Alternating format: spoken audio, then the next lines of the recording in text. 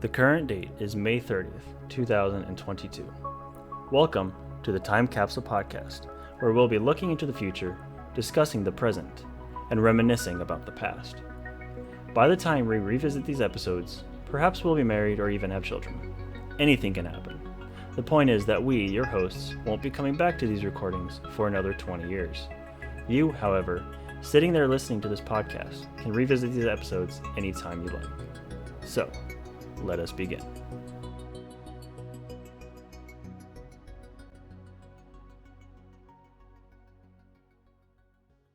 Hello, fellow listeners, and welcome once again to the Time Capsule podcast. Today, I will be hosting this show along with my friends, Brian and Jake. Go ahead and introduce yourselves, guys. It's too late, you already did. No, go ahead. They don't know who's who, though. I'm pretty sure by now they would. They might. They should. If you don't, that's kind of concerning. That's well, what if this is the first one they're listening to? I mean, it's possible, but this is what, episode Then what the heck are you 7? doing? No, I'm just kidding. Go back and watch the other ones, or listen to the other ones before you listen to this one. Which one is this, anyways? Is this 6 or 7? I lost track. 7. 7? Okay. 7, I think. that's what I said. Have we really done 7 of these? Yes, we have. Wow. And I've loved everyone like my own child. It's pretty great, but when you put it into perspective, some of the podcasts I listen to are around like over 400 episodes, so... Well, that's also, they're releasing one like every week or something like that. So. That's true. We are but a humble monthly podcast. Yep. Still in its infancy. Indeed. Anyway, that's Brian, that's David, I'm Sergeant Pepper, and welcome to our little show. Today, we're going to be talking about our top 10... I had to get off that subject real fast. Oh, man. Today, we're going to be talking about our top 10 favorite movies of all time and the memories we have associated them, what we like about them, and we'll probably go off track at some point and talk about movies that we absolutely despise. But the meat of this episode is going to be top 10 favorite movies. Okay, right. And before we get into that, as always, we usually do a little small talk. I don't actually have a whole lot this time. It's been a rather uneventful April for me and first half of May. But I did have a couple questions I wanted to ask you guys real quick, just for a little brief discussion. Sure. Emphasis on the brief. Okay. So, pineapple on pizza, yay or nay? No. Yay. 100%. 100%. Brian, would you like to explain your side? I mean, there's not much to explain. I don't think it belongs on pizza. It's a fruit. You eat it normally. You don't have to do anything special with it. Pizza, keep fruit off of pizza. The only fruit that should be allowed on pizza is the tomatoes that's in the sauce that you use to make pizza. What about that's cheese? It. Cheese isn't That's it's it. not a fruit. If you think cheese is a fruit, you got problems. Okay, and David, why do you think that they're good? I think it's good. I mean, all of this is... Brian's point is completely valid, and my point is going to be completely valid, because they're That's opinions. true. Yeah, they're But, like, opinions. I totally respect Brian's opinion. He just doesn't like it. I'm not going to be like, Yeah, me too. you It's okay to be wrong. stupid idiot. Yeah, it's okay to be wrong. No, Brian's not wrong, though. That's the thing. Nobody's I'm kidding. wrong or right. I personally like it because it just adds this nice sweetness to it, and, like, sometimes the pineapple gives, like, this nice subtle, like when you eat a pineapple, it's got that, like, I don't want to say crunch because that gives you, like, the wrong idea, but, like, Juicy burst. yeah, it's like there's gushers on my pizza or something. Why would you want to put How it gushers feels on to your chew pizza? 5 gum. No, but it's not gushers, it's pineapple. I Jake, like the flavors that it brings stimulate to your the savings. I like the flavor that it brings to the rest of the pizza. Like, Yeah, I think it depends on what you're putting on with it. Like, Right. I've never had just like pineapple on a pizza, like plain pizza. I usually get it with like ham and like banana peppers. Yeah, bacon. It's got to pair well with something, in my opinion. Like, yeah. I'm willing to try it with just like pizza on a pineapple, but I've never that opportunity has never arisen, because whenever a pineapple pizza is presented to me in front of me, it's not only pineapple, it's the other stuff I mentioned before. I was gonna say, I don't think I would ever eat like pineapple pizza, but I would eat a Hawaiian pizza. Yeah. Because that is like that's like, a cheeseburger has a certain ingredients. So I mean, here's my thing. Now, Except in rare circumstances, I really don't like cooked fruit at all. Like I can do like cooked apples if it's in a pie, or actually any fruit that's in a pie, really. But I don't like cooked fruit. I like to eat it raw. I like raw fruit. I don't think the Hawaiian pizzas I get, the pineapple's not cooked. They cook it on the pizza. No, but it's still like. Yes. Are you sure? Yes, I watched them make it before. Unless different places do it differently. I get mine from pizza. I could eat pineapple like next to a pizza. Like if I'm eating pizza, I'll eat pineapple with it. That's fine. But I wouldn't put the two together. I wouldn't put the two together. That's just pineapple pizza with extra steps. Well, no, I would eat it separately. I'm not going to eat it at the same time. I like to savor them separately. It's all going to be in your stomach. So who cares? Because pineapple is yes, but it gets there different ways. Yeah.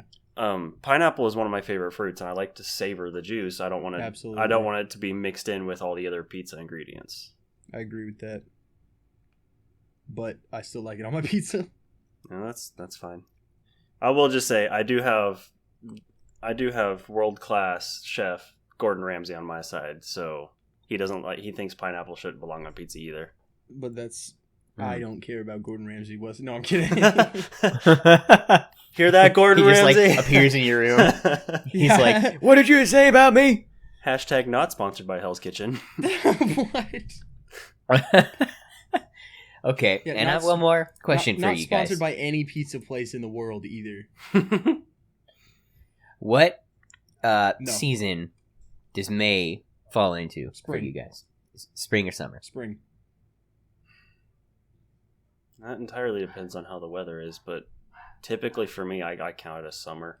No, okay. Here's the. That's the interesting thing, because according to Wikipedia, it is astronomically and meteorologically considered to be a spring month. It's spring. Okay, no, here's the deal, right? There's 12 months in a year, and there's 4 seasons, which is 3 months per season. June, July, and August are summer. September, October, November is fall. October. Bro, that's way too much math for and me. Then, I judge by the weather. No. It's December, January, and February. Yeah, December, January, February are winter, and then March, April, and May are spring. I've never thought of that.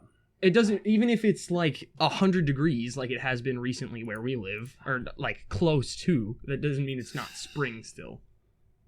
I mean, you're fair. It's fair, but I always considered a May, June, July, and August to be the summer months for me. Whenever there's like a week, I understand 100%. Sorry, go ahead. Whenever there's like a week of like 90s, I'm like, okay, it's summer. Yeah, I mean, and I 100% understand where Brian's coming from, because I've always associated May with the summer, because that's when summer vacation began, I should say, rather, for like the schools that I went to when I was like a kid, and generally, the colleges in this area. That's also where they begin, and that's also when a lot of like grad parties happen. So that's like, and it gets warmer at this time of year in this part of the world. So it's like, that totally makes sense. But like, I looked that up and I was like, oh, technically it's regarded. It's regarded as a spring month. Well, in my mind, summer always happened. Go ahead and edit that out later. I will try my best. In my mind, summer always happens when the pool's open, which is like the last day of May. Yeah, that's fair. And which leads into the 1st of June. Yeah. The pool at my apartment's they've been filling it up the last few days. And you have a pool over there? Yeah, I wouldn't know that except for the fact, or I mean, I know there was a pool there, but I wouldn't know they'd be filling up except for the fact that the faucet that they use to fill it up is right on the other side of my wall. So anytime I'm here from the hours of like 8 o'clock to 5 o'clock in the day, throughout the day, you hear this, like, that's plugged in right there. It's just this really loud rumbling noise, and it overpowers everything. You can't hear yourself think while it's running. Well, at least it's not like while you're trying to sleep. That's fair. Yeah, I'm typically at work between those hours. Yeah, it could be a lot worse. Though I get what you're saying. Yeah, that sounds like it would be very annoying. All right, let's launch into this episode. Righto. Who wants to go first? I was about to ask that. Nose goes. Nose goes. David, we can't see your nose. I said it though. Yeah, how do we know you're being legit? Why would I not? All right, anyway, why would I you know what? not It's fine. have my finger on my nose? Oh, you guys got me. I really wanted to go first. No, I'm okay with going first. I'm the one who...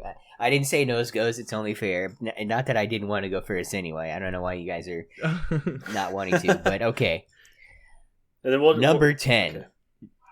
What? I was going to say, the way the pictures are on my screen of Discord, we'll just go Jake, David, me, and then circle back around. All right. Okay. Number 10. Larry Boy in the Fib from Outer Space. Oh, yo! Yeah, that one. You know what? I'm rocking with it. Laura broke the plate. Yeah. Hey, kid, it's me, your Fib.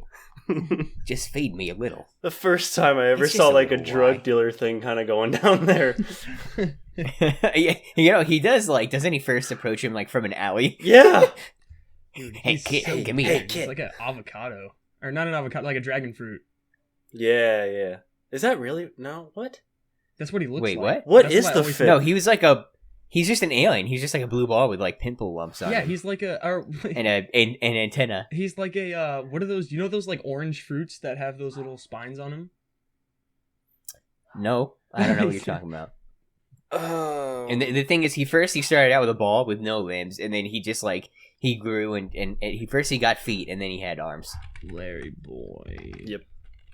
And here's the thing. Fib Well, this from isn't Outer necessarily. Space. It's not actually feature length. It's 45 minutes. It is longer than the average episode of VeggieTales, and it's a special. So I consider it to be, you know, like, it's, you know, to me as a kid, it definitely felt like watching a movie. Oh yeah. Oh man, he looks so. It's got that heavy science fiction element that I absolutely love, and that is going to be a running thing in my list. Is science fiction. It's my favorite genre. I feel like he looks so It's much different. than absolute I was a kid. classic, and you know, it's VeggieTales, man. You can't slam on the VeggieTales. You But really even if can't. you're like, even if you're out there and you're an atheist and you don't believe in God, you can still get enjoyment from watching VeggieTales. There's a comedy to appreciate there, the humor, and I'm specifically talking about like classic VeggieTales, not the modern like 3D CGI nightmare. Look how they massacred my tomato boy. I just pulled And up a like picture- there is the- I'm sorry. I just pulled up a picture of the Fib sucking on Larry Boy. Oh yeah. I forgot he like puts him in his mouth. And he's like,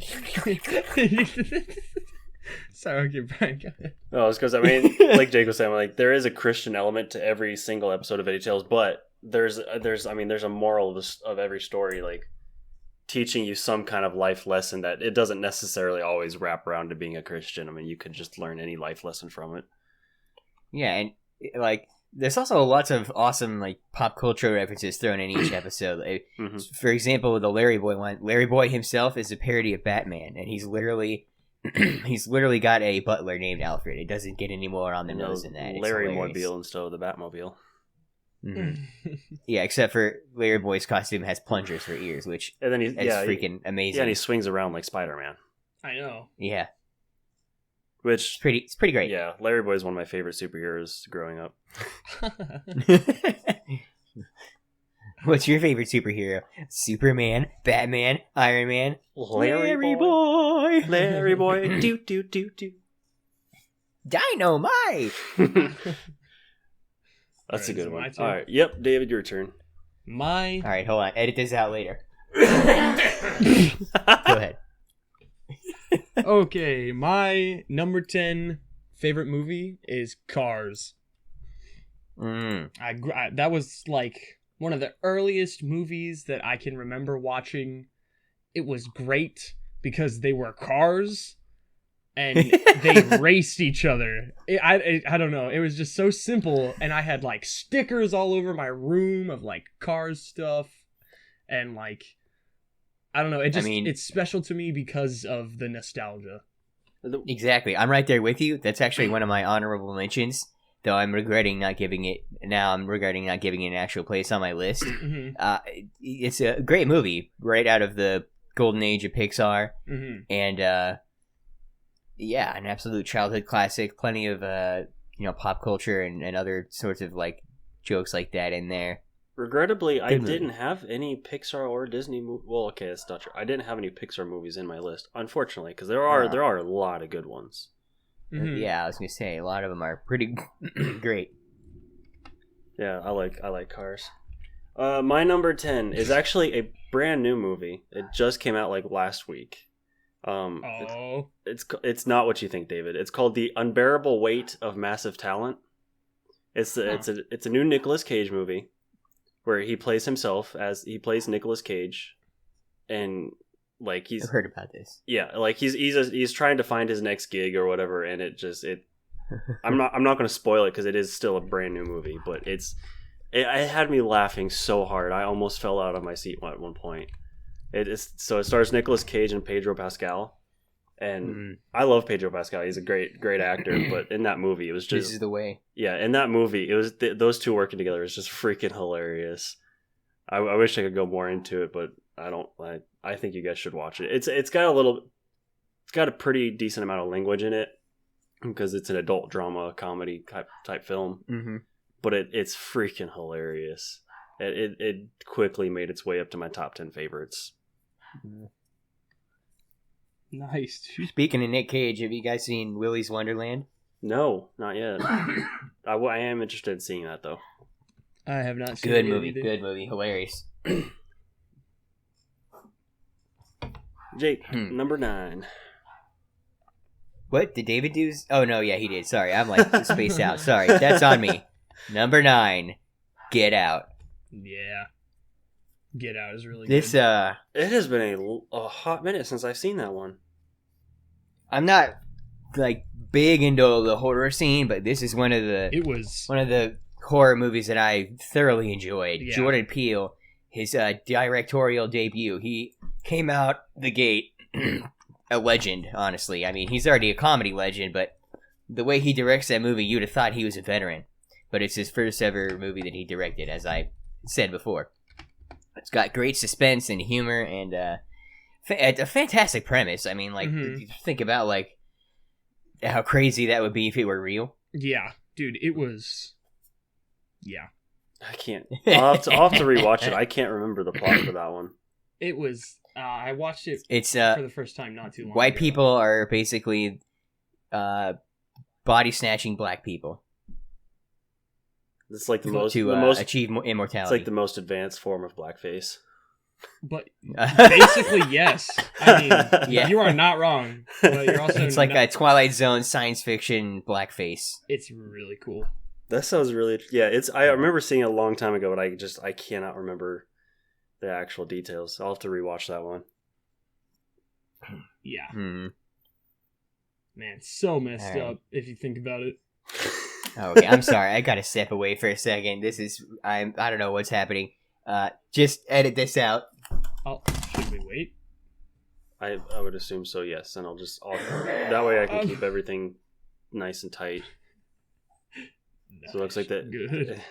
1850 mark for me. And I'll just... Yeah. Okay, I'm back. Good. Welcome I just back. very faintly heard in the distance. It's because the bathroom's right next to my room. Every time we sit down to record, my body immediately betrays me and starts overgenerating like mucus in my nose and throat. Really? It's the worst. So Discord's noise suppression will block out a clap from 2 inches away, but you go into another room and hack your lungs up, it'll pick it up. All right, okay. Brian, you're number 9. It's David's number Whoa! Oh, sorry, David. Jake, now you're purposely skipping David. My number 9 is Alvin and the Chipmunks.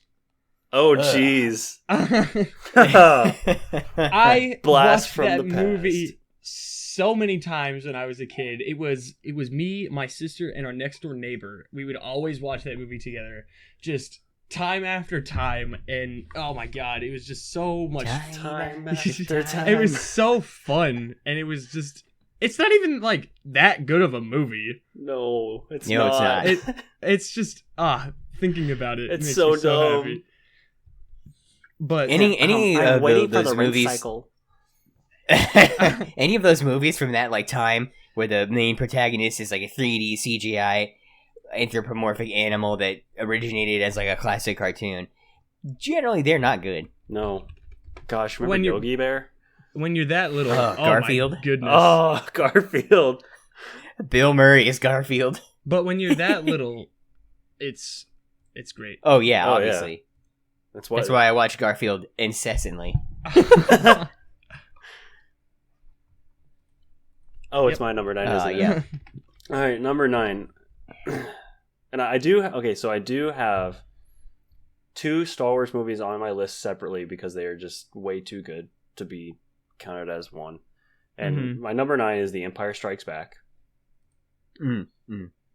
For a long time, I figured that'd be higher up though on your list. Well, there's not necessarily a reason it's down here. It's just there's a lot of better movies, or a lot of movies I liked more higher up on the list. But no, I mean, Empire Strikes Back for the longest time was my all-time favorite Star Wars movie until I grew up to appreciate the prequels a little bit more. But it's still one of my favorite. It's one of the few movies that I watched where the bad guys actually win in the end, or at least they seem to win. They have the upper hand at the end of the movie. Right. And kind of like never mind. It's like it's like Infinity War, whereas like you all right, you think the good guys should win, and all of a sudden all this stuff just starts happening. The bad guys end up having the upper hand, and that coupled with obviously John Williams' music score, that movie has some of my favorite scores in it, like the Yoda theme, and then Han and Leia's theme, absolutely beautiful. Very similar to Indy and Marion's theme. Yes, very similar. Well, it's just, yeah. Wait, did John Williams did Indiana Jones, didn't he? Yeah. Okay, I was like, I could have sworn that was the same guy. But yeah, no, Mm-hmm. I mean, everything about the movie, I like the stay away from the Death Star for like that whole film, where it's just like purely just the Empire's like physical might instead of like their psychological might with the Death Star. I mean, the whole Hoth scene is one of my favorite scenes in Star Wars. Oh yeah. I mean, it's the movie as a whole, absolutely beautiful. Will always be one of my favorites. I agree. All right, number 8. Happy Death Day to you. What? I was trying to do the Chills voice. Happy Death Day to you. I'm not. Did you guys ever watch I have not. either of those movies? No, I'm not familiar with that at all. I'm researching now. Okay. Yeah, so Happy Death Day and then Happy Death Day to You is the sequel. So basically the premise is this like girl in college, like she's going about a normal day in her life in college, and she gets killed by this masked killer. Nice. And then she wakes up in her bed at the beginning of the same day again. She realizes she's trapped in a time loop. Oh, I heard about it. And she has to figure out who the killer is to stop her from repeatedly murdering her and resetting the loop. Mm-hmm. And also figure out why she's in a loop in the first place. It's from Blumhouse Pictures, which is if they're the ones who like produced the movie or whatever, you can safely bet that it's going to be a good movie. They're a horror movie studio, and it's an absolute classic. I have to say I love the second one better than the first one, but they're both great movies. And in the second one, it's like one of those ones where it's an immediate follow up to like, you know, right after the first movie, right? As far as like the plot goes, and plenty of hilarious moments in there, and the whoever the person that's the killer is also a twist, and you know keeps you on the edge of your seat your whole time. All in all, 10 out of 10, great movie, science fiction, horror, beautiful. It does sound. I mean, it's directed by Christopher Landon too, and he's a really good director. He does a lot of horror stuff, and he's really good with it. Yeah, and hey, the main protagonist, pretty hot. Oh, I'm gonna go watch this movie right now. We're not sexist. We swear. We just love the ladies. I'm just a connoisseur, that's all. Mm-hmm. All right. There's nothing wrong with being sexy. Nope. My number 8 is a movie called 1917. Oh, dude. Okay, real quick before you get it, I just watched that with my family when we were in for my sister's wedding, and I had seen it before. None of them had. We watched it together. I know. So we had watched it, and then none of my family had seen it except for my brother. So we all watched that as a family, and it was absolutely gorgeous. I love that movie so much. It's just a brilliant story, and it's so touching. And I remember, what was that one about? It's about these two soldiers in World War I that have to deliver a letter to a battalion that's on the front lines to stop an attack, because that attack is it's basically a trap. Like it's doomed to fail. Yeah, if those soldiers go into that fight, everybody is gonna die. And so that, but they have to go like super far, and they have to cross no enemy man's lines. land, and it's, oh my god! At the end of it, Brian and I like stand up and we're like crying. Dude, like, so the beautiful part about that movie is it's one of the few movies that I've ever seen this done. But they do long takes, and they did it in several different 15 to 16 minute long takes, and then clipped them all together so flawlessly that the movie looks like it's taking one giant long take to do. So the camera never stops moving. The day cycle just goes on like no. It's shot in real time, so it just makes everything feel so much more real, and it's amazing. It was. There's so many more movies that I like more, but it would be higher up if there weren't. But it was just brilliant. Well, obviously that's how the list works. Alongside that, kind of hand in hand with 1917, I really it's not on my list, but I really liked Dunkirk, which is another Dunkirk was so good, but it was so quiet. It was weird to follow. It really was, because it's bouncing between like 4 different plots. Yeah, but it was still. I haven't seen either of those, so watch them both. They're both very good. Mm-hmm. I'll have to check them out. How long is 19? What is it? 1917. 1917. 1917. It's World War One. I want to say it's. I don't remember exactly. It's around like 2 hours. It's not 3 hours. No. It's only like 2 or something like that. I actually own it on DVD, so I'll let you borrow it at some point, so you don't have to try to find it somewhere. It is an hour 59. Yeah. So just under 2 hours. Okay. But yeah, it's absolutely gorgeous. Quite literally. All right. It's not as long as Saving Private Ryan. That's also a really good movie. I'm so that should have been. There's so many good movies. I know, right? All right, number 8, A Knight's Tale. Oh yes, dude! First time I ever saw Paul Bettany in a movie, and they introduce you to his backside, his naked backside. We were watching over Easter. I went over to my aunt's house, and they were watching Civil War. And Vision was on screen, and Mom was like, "He looks so familiar. Who is he?" And I just went, "Knight's Tale," and she went, "Oh." You may recognize his backside. Oh yeah. No, God, Knight's Tale. It wasn't quite as red the last time. Oh no, Knight's Tale. Heath Ledger, Paul Bettany. I mean, fantastic actors.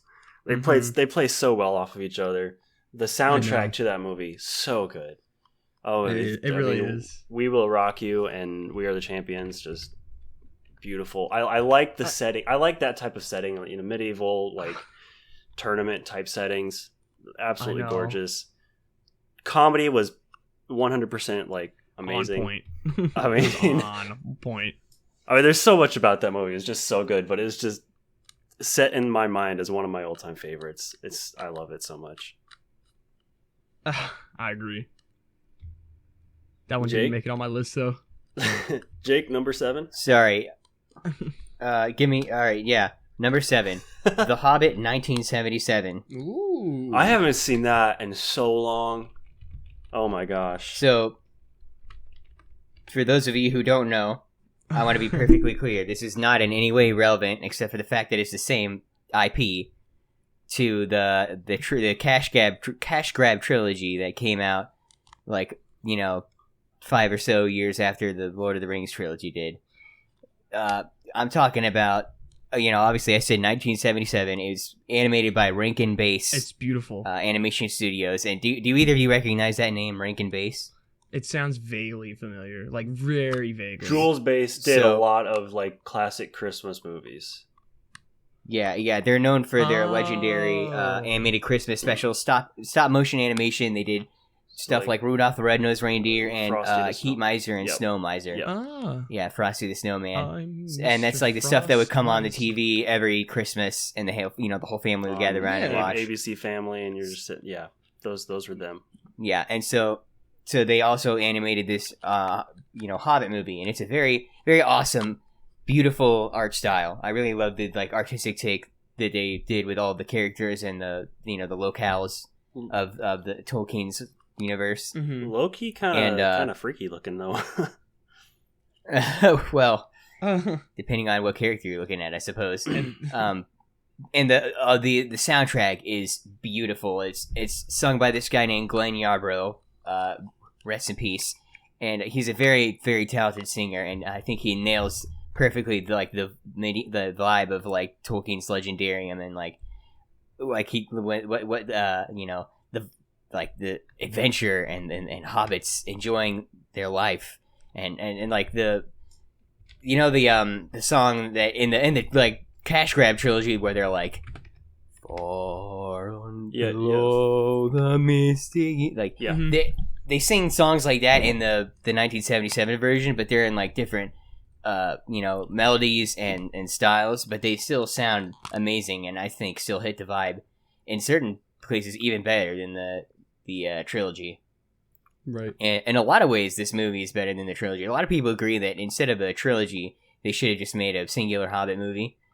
I feel like they crammed too much into that trilogy. Well, the But- problem is, I mean, the book is so long. You either have to make one is extremely a long long book. movie or split it up. That's true. Or cut out a bunch of I mean, stuff. so what they should have done is made it in 2 movies and Yeah. made it better. They should have made it better. No, but in all seriousness, this Hobbit movie is worth checking out. 10 out of 10. Super recommended if you're gonna watch any of these movies that you hear on the podcast today. Let it be that one. And that is also going to be my Tolkien, the Tolkien on my list. Like, I was very heavily considering the Lord of the Rings Right. trilogy, but I have a deeper and longer connection to this movie than that trilogy. Not to say that trilogy is not good. It's amazing. It's a fantastic trilogy. And mine's, Love the Lord of the mine's Rings. definitely up higher on the list. But I more closely associate The Hobbit with my childhood. Mhm. Anyway, passing it on to you, David. All right, number 7, the Lord of the Rings trilogy. Speaking of, I know you were like, oh, you know this. I was like, oh, have I got How a convenient. have I got a surprise for you? But I know it's favorite movie, but you can't just have I mean, it's basically like one big long super you movie, can't so- That's true. you can't just have one of them on your list. You can't be like, oh yeah, my favorite is Return of the King. You know, you have to have all 3. They Yeah, have 'cause- to be grouped together. your favorite couldn't be Return of the King unless you had the stuff from the other 2 movies. Exactly. So You you have to it's incorporate all as one. just Mhm. a brilliant story brought to life to be able to visualize better, because like one thing about me, like, yes, when I read books I can kind of visualize it, but I have a lot of trouble with it because I have dyslexia, and it like reading is just not my strong suit. But when you watch the movie, you're like, oh my goodness. The first time I ever watched that movie, I watched the last 30 minutes and I cried. I didn't even know what happened in the rest of the, like, what, 8 hours of screen time? 11. Yeah. And I was still like, this is beautiful. So, yeah. Gosh, Yeah, I'll elaborate more on that later because like I said it's higher up on my list. So that's fair. You have a much Yeah. more intimate Yeah. relationship with those movies than I do. I really do. But it's still I really love how cool the orcs look. Like the way the makeup, yeah. and, like their teeth look all sharp. and they Practical look all makeup angry. villains will always beat CGI villains every time. 100%. 100%. 100%. I'd like to see someone wear makeup and make them accurately look like a dragon, though. Yeah. Oh, It's jeez, like cool. Jim Carrey's Grinch. Beautiful. Uh, Number 7, no, not the amazing. Spider-Man 2. Tobey Maguire. Yeah. I was gonna say, Yeah. oh. I don't. I'm not entirely. I can't, it's hard to pinpoint exactly why I want this on my favorites list, except the fact that it's so iconic, and I remember it always being my favorite Spider-Man movie growing up. And I love all. I mean, it's a good movie. Yeah, I love all the Spider-Man movies for sure, but Spider-Man 2 is just it just hits different. That's the one where he stops. It's the one with Doc Ock. Yes. That's the one where what? The one where he stops the train. Yeah, yeah, and he looks like he's constipated. Yeah. And his muscle rips his thing. Yeah. I actually. Yeah. Oh boy, yeah. Just to go off topic for a second, we watched The Great Gatsby in ELA, the one with Leonardo DiCaprio, and Tobey Maguire's in that one. And whenever he was on screen, oh yeah, he is. Whenever he was on screen, I would shout out in my class, "It's Spider-Man!" But no, that movie is just so iconic, and I love it so much. It's got one of those.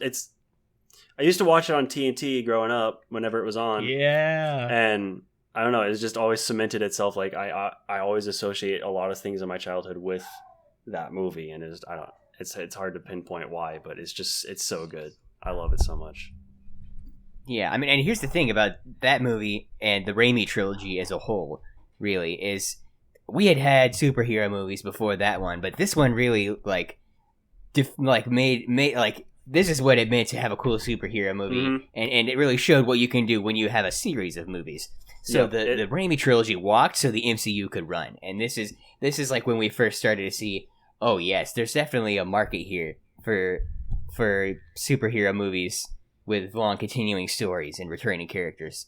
Yep. And especially when you get villains that are played by actors that just really nail the role, like Alfred Molina as Doc Ock. Yes, the possibilities are endless, my friend. William Dafoe. Peter. Willem Dafoe. Don't even get me started on Willem Dafoe. Man, a man's a genius. Oh, I love him. He's something of a scientist himself. Yes.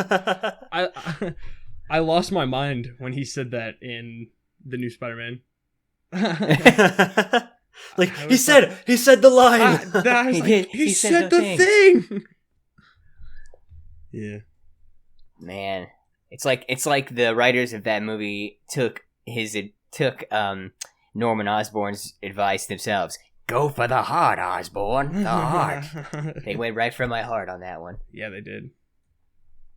All right, Jake. Yo, number 6. Avengers Infinity War. Yeah. There's no doubt that this is one of the greatest movies in the Marvel Cinematic Universe. But I think it was really here when this movie came out that we started to really see the full potential of what the MCU could be. We had all these characters from all these different movie sub-series or franchises, whatever you want to refer to them as, coming together in one big party, one ambitious crossover, you might say. And we got to see the fulfillment of the Infinity Saga, the crux of what, the whole buildup of what it was coming to. And obviously, we've got Endgame, which is the latter half of that story there. But Infinity War is where we watched all the good guys lose, and half of them died, and we got one of the greatest characters in modern pop culture, Thanos. Yeah. Oh man, let me tell you, he's one of my favorite memes. Dink. I mean, so Thanos truck. I have mixed feelings about Infinity War. Like when it first came out, watching it in theaters, the feeling of watching that movie was none other, like, was second to none. Like at the end fight when the big scene where all the Avengers are coming in and stuff. I mean, you can't replace that feeling of seeing that for the first time, and everybody's like standing up in the theater clapping, and it's just like you're getting so hyped. Captain America grabs Mjolnir and everything. I mean, just like you said, that was Endgame though. You're right. Sorry, No, it wasn't. No. Yes. Am I thinking of the wrong movie? I'm talking about Infinity War Part 1. We're talking about. I'm going to shut up now. Infinity Finale Part 1. This is where at the end Thanos does the old snapperoonie and kills half of the universe. You're right. But there were a lot of awesome battles in that movie. Pretty much everything on Titan, like when Doctor Strange was fighting him, and then when Iron Man was fighting him. So you know Good why stuff, I always associate those movies as the same thing, because it's a kind of a continuation. So it's like Lord of the Rings, where it's like I typically mash them together in my head, so I get them mixed up. That's my bad. I understand that. No, but yeah, great movie. Plenty of dank memes. Thanos. You get the point. Mm-hmm. I don't know why I'm so inarticulate today. I feel like Link Neal right now. No offense to Link Neal. David? All right, David. All right, we're on number 6. Yep. Yeah. Emperor's New Groove. Yo. That movie is Cusco. so funny, and so many memes came out of it, and it's just, I don't even know. It's just like you could watch it just over and over again, and I don't think you could get bored of it. You know what I mean? Oh yeah, it's all coming together. And Kronk is obviously the best character, or he wouldn't have his own movie. Kronk is the king. Yes, you're right. He is the king. And just like, the plot is interesting, and it was funny because it's Disney. Did you know there's a TV show too? Yes. What? Yes, it does. Yeah, The Emperor's New School. I did On not Disney Channel. know that. Oh yeah. Yeah, Emperor's New Groove is one Researching? of my favorite Disney movies of all time. Unfortunately, it didn't make my list today, but it is on my honorable mentions because like I said, it's probably the funniest Disney movie I've ever seen. I laugh so 100%. hard every time I watch it. Wow. According to some people, it's funnier to watch me watch that movie than it is to watch the actual movie. Yeah. Oh, is it my turn? Number 6. All right, It is. Top Gun. Yeah. That's a pretty good one. That one I- almost got on my list. I rewatched Right this into one. the danger zone. Yep, I rewatched that one the other day because like I said, I went to the theaters to watch the new Nicolas Cage movie, and the trailer for the new Top Gun was on, and I don't know. Every time I watch that movie, it just puts me in some kind of feeling, dude. Like it's like I just lost that love and feeling or something. I don't know. Makes you want to live in the 80s, doesn't it? Sometimes, yes, but makes me want to join the Air Force. except for the lack of David. They were Navy pilots. It makes me want to join the Air Force. Okay, but it makes me want to join the Air Force because they're flying planes. Navy aviators will always be say, better pilots. Most pilots are in the Navy. Yeah. And they're better.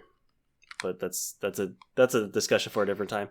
It Oh, makes yeah, me let's not- want to fly a plane. Oh, believe me, There me you too. go. Yeah, me too. Honestly, dude, I've always wanted to fly, and that I'll movie stick just with Microsoft Flight Sim. I have that. It's actually quite fun. But no, yeah, the music with that that movie, the storytelling, Goose breaks my heart every freaking time I watch it. I know, Such a dude. tragedy. It just it breaks me. But Dude. Overall, it's such a good movie. The first time I watched that movie and he's like, Goose! It reminded me of that scene in Psych where Sean walks in on his parents and his mom's like, Goose! David, have you ever seen Psych? I've seen a couple episodes. You need to watch the I whole feel like you've got to have seen at least one. It's on Amazon Prime. If you have Amazon Prime, go watch it. Yeah. That show is freaking hilarious. It's amazing. There's also three movies and a musical, so get on that. That's true. I haven't seen I the will. latest one yet. The latest movie. This is Gus. I think it's not as good as the first one, but better than the second one. All right. Anyway, was that all you had to say Yep. about? Yep. Number 5. Okay. Number 5, Terminator 2: Judgment Day. Dun-dun-dun-dun-dun. Nice. Dun-dun-dun-dun. I freaking love the Terminator series. I am a hardcore fan. Another like running theme that is in this list is time travel. I love me some time travel. Oh, That is yeah. my favorite like science fiction element, if you will. And this is like, a classic 90s movie. A lot of people say actually that it's better than the first one. Just because it expands so much more without like being over the top. Shout out to Edward Furlong's. Is it Furlong or Furlow? Whatever. You all know it's the guy who plays John Connor. Yeah. Like teenage John Connor. He's a great performance. And I always forget his name, but the guy who plays the liquid metal T-1000. I Terminator. don't know. I don't remember much from. Excellent. Robert something, I think is his name.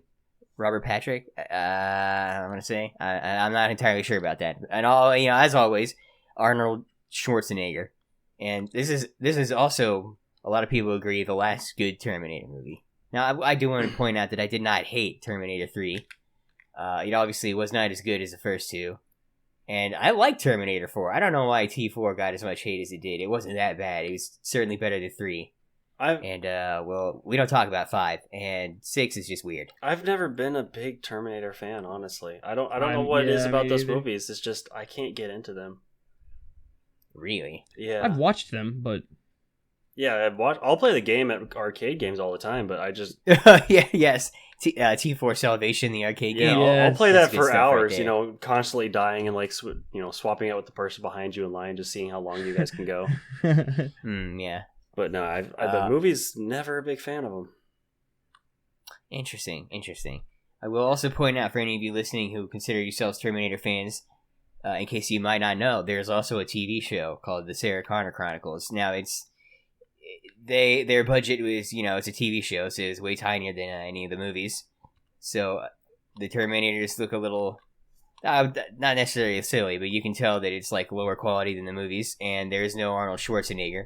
But I think it's still a great show, and very enjoyable. Lena Headey, I believe, it plays Sarah Connor. She does a great performance, and it's got Summer Glau as like the Terminator that's like sent back to protect John Connor. She also does very good. She's hilarious and also beautiful. Anyway, I'm not getting into David. Copyright. It's a remix. All right, number 5, David.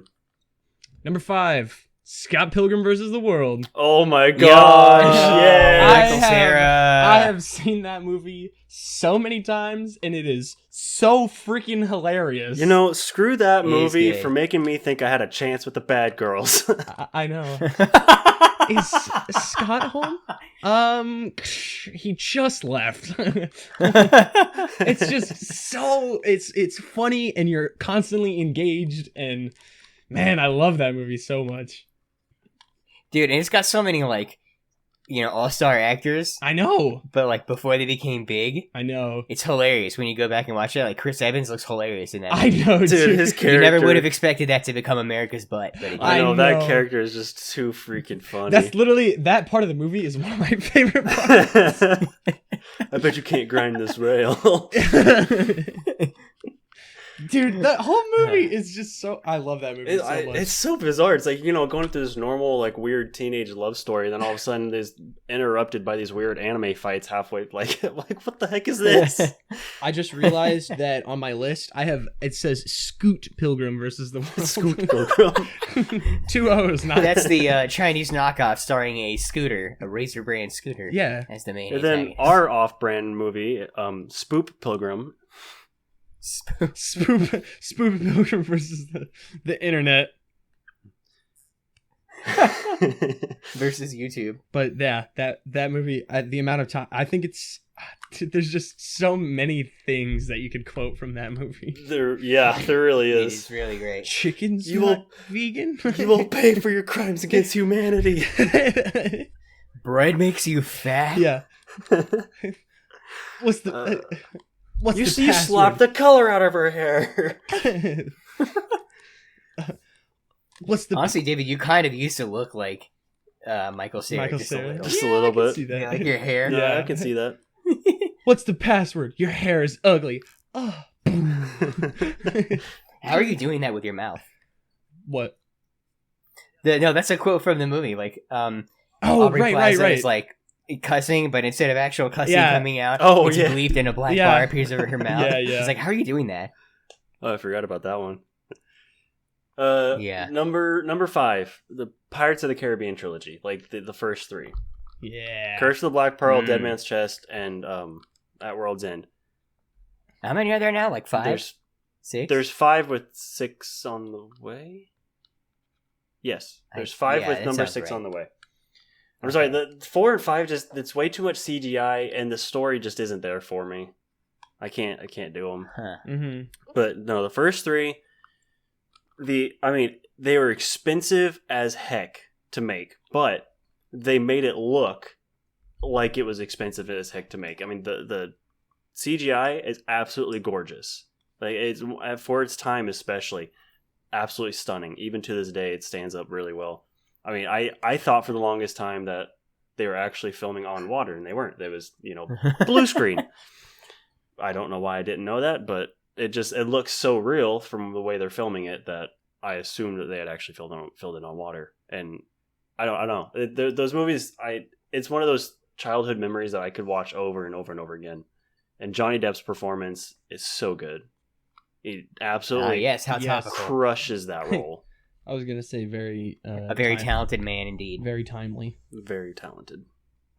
Shoutouts also to the ride at Disney World. Yeah. Yes. Pretty good. Yes. Pretty great. I agree. Pirate's life for me indeed. All right, taking it to 4. that was number 5, Yep. right? So we're going to number 4. Yep. Number 4, The Passion of the Christ.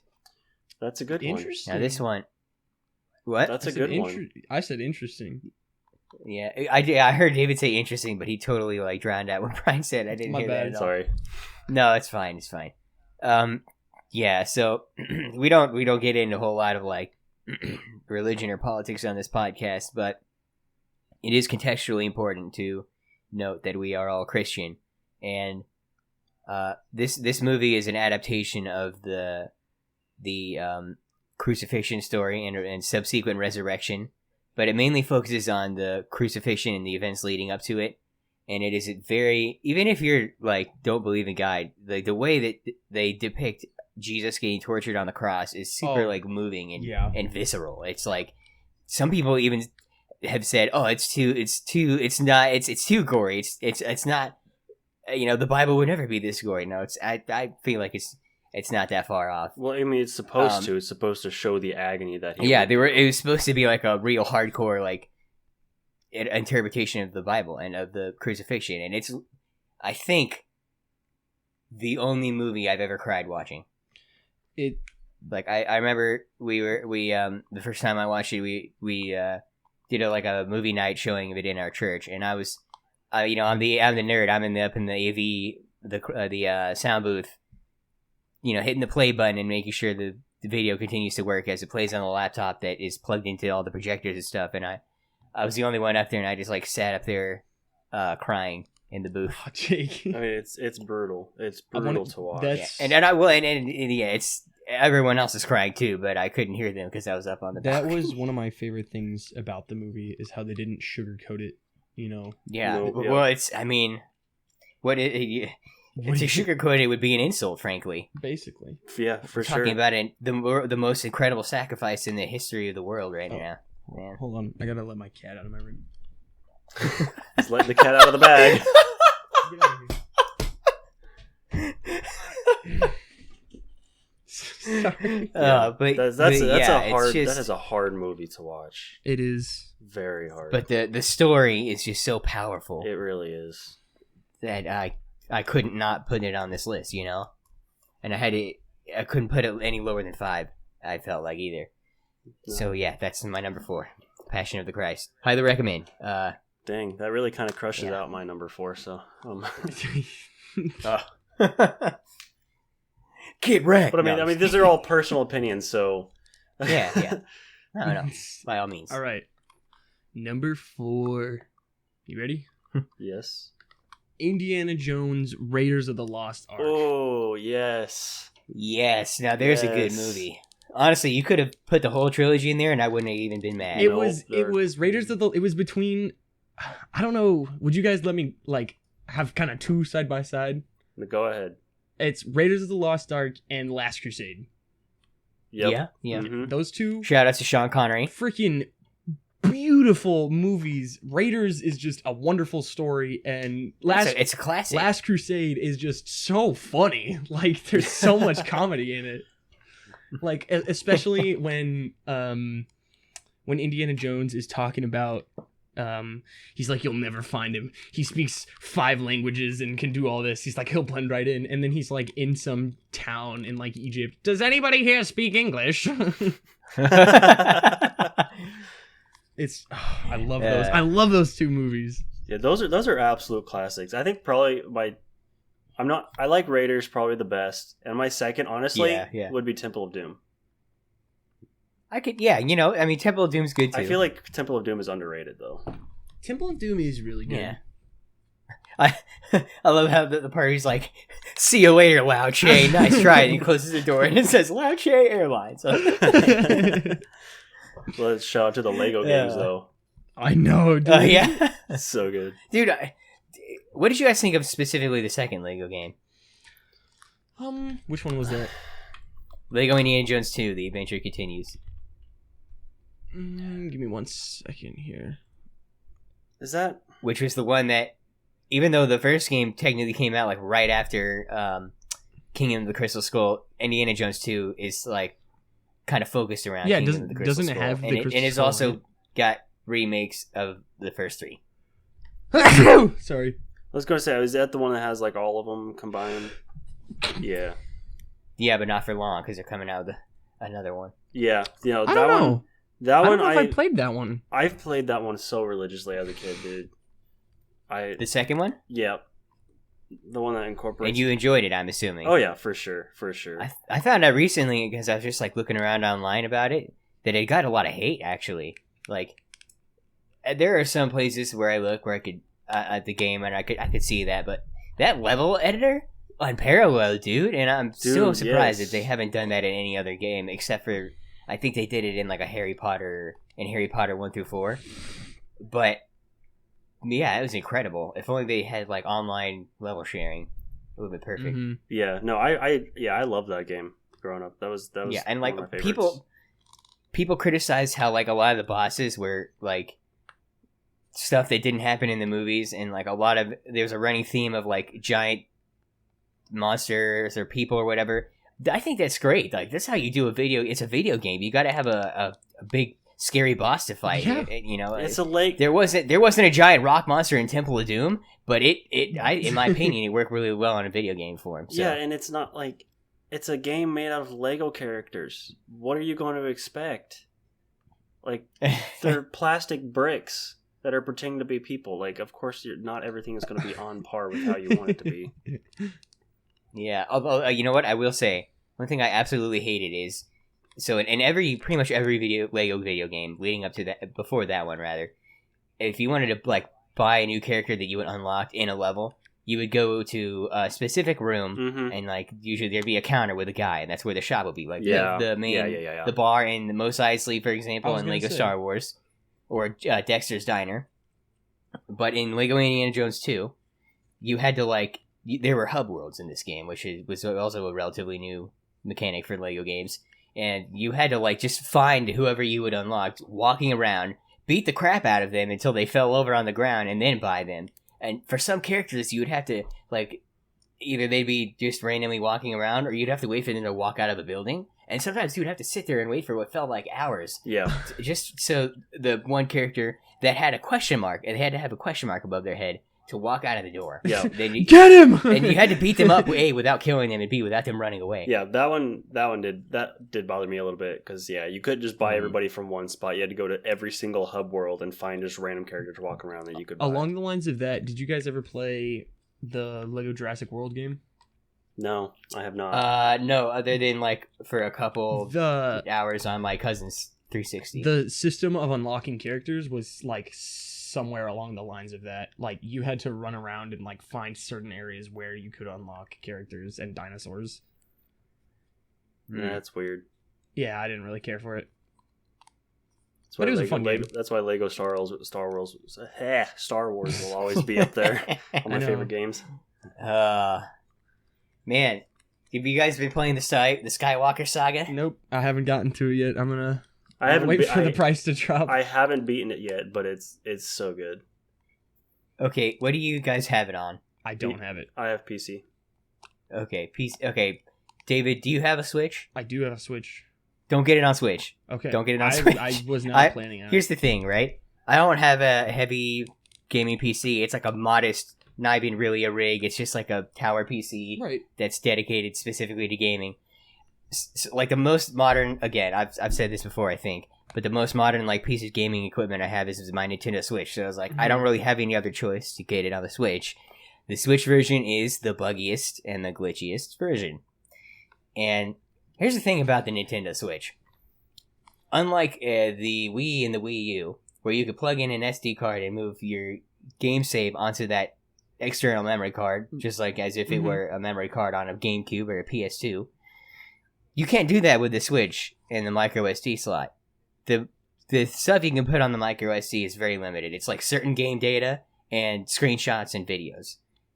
So if you want to back up your saves, you have to buy Nintendo Switch Online, or just you can't. Yeah. And we all know how BS NSO is, so that's out of the question.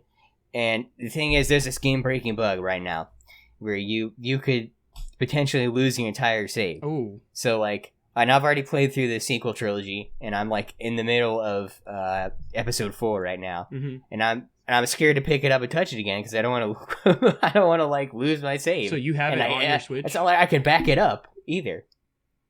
So you do have it on your Switch?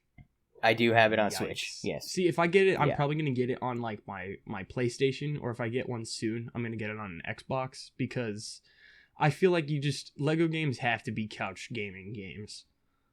Like, that's one of the main reasons I got it on Switch. You're not wrong. I prefer it on PC, at least my PC over PlayStation, just because the graphics are so gorgeous. Right. It's very beautifully done, and I like to see it in that better graphic. Ryan, do you have a PS4? I'm trying to remember. Yes, I do. You do? Okay. I was like, okay. Yeah, guys, hit me up. My tag. Wait. Okay. So, David, have you done your number 4 movie yet? Yeah, it was Indiana Jones. We got off topic. Right, okay. Sorry, I was like, I couldn't remember. Make sure you tweet at Telltale Games or at TT Games. Hey, fix the Skywalker saga on Switch, Dude, because right now the patches they've been making have been focusing on everything but Switch. That's funny. Probably because it's the smallest group of users. Okay. Yeah. Number 4, La La Land. Yeah. Which sounds dumb if you don't know what it is. Because for the long, I know what it is, but I haven't seen it. Yeah, I know. For a while, I had no idea what it was. I was like, "What the heck is La La Land?" But no, it's really good. I'm not a big fan of musicals, but that one is. I don't know. There's some about it. I think it's probably mostly just Ryan Gosling. One of my favorite actors, and not bad looking, I might say. But I mean, the piano music. Is he your man crush Monday? Yes, he will be, because tomorrow's Monday. But yes, for sure. Anyways, no, the piano music, absolutely gorgeous. I love the singing too, the whole jazz aspect. I don't know. It's one of those movies that is like, every time I find new friends, I'm like, all right, guys, have you seen La La Land? We should go watch it. You'll love it. My sister loves that movie. It's so good. She really learned how to play the main theme on piano. Yeah, it's really, really good. Yeah, I have half that soundtrack in my music playlist because I love it so much. And the story. What's the story? This guy and this girl kind of fall in love with each other. One of them, the guy is a upcoming upcoming musician, and she's trying to be an actress, and she's struggling to get roles, and he's struggling to find a gig. He ends up joining a band. And she ends up writing her own play. They get together for a while, have a falling out, and then they end up like reconciling in the end, but they don't actually get each other. Like, she goes off to become an actress, or she actually gets a gig at a movie, becomes an actress, marries somebody else, and he ends up owning his own music club, his own jazz club, which is like his lifelong dream. And I mean, I don't want to go into too much detail in case they haven't seen it. I mean, it's several years old, so I shouldn't have to worry about spoilers or anything, but like, yeah, I mean, the whole story is great because it starts up, I mean, you obviously know that at some point they're going to get together, and they do for a while, and it's really good. And then once he joins this band, he's spending so much time with the band and going on tour and all this stuff that he's not spending any time with her, and she gets ticked off at it. And then he misses her play debut that she's having for like, what's the right word? Famous people that come in to watch, like, to see if they want to sponsor your play or whatever it is. Scouts, I think. Yeah. I was gonna say scouting. Yeah, scouts. So she's having to play for scouts, and he misses that debut, and she like freaks out about it and breaks up with him and everything. Like I said, they end up Sounds like Spider-Man. Yeah, they end up reconciling at the end and like becoming friends, and he's like very supportive of her and like, you should go for this. Like this is going to be great for you, because she ends up she does get a call back and stuff for a movie.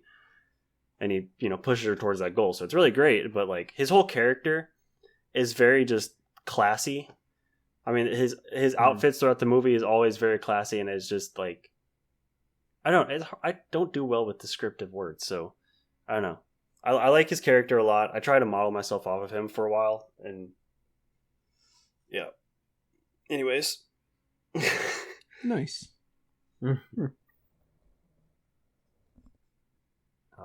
We're down to our top 3. Oh yeah. So how are we going to do this? Are we going to do 3 and 2, and then do our honorable mentions, and then number 1, or are we going? How do we want it? Yeah. Okay. Like last time. Yep. And that's how we'll do it for the rest of time. Got it.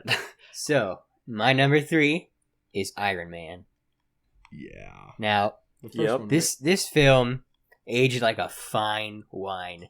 I mean, the CGI looks incredible. I've always that's like probably one of my favorite things to watch and rewatch in the MCU is just that the first time he suits up in I think the Mark III is the first model that's got the color, right? Mm-hmm.